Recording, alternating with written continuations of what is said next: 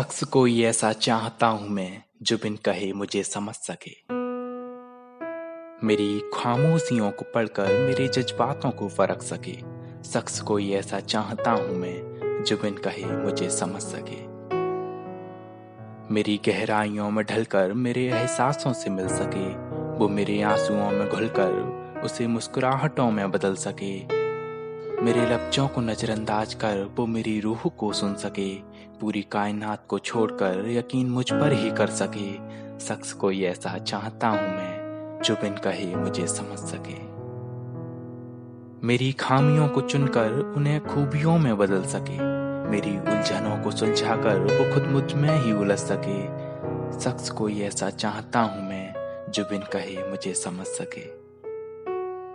मेरी गैर मौजूदगी को पाकर वो मुझे खोने से डर सके।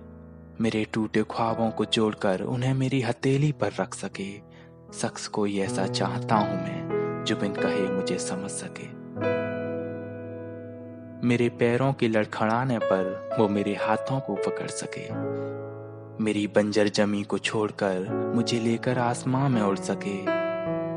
मेरी जरूरतों के वक्त पर वो भी वक्त मुझसे मिल सके। मेरी डूबती हुई कश्ती का एक किनारा उसमें दिख सके।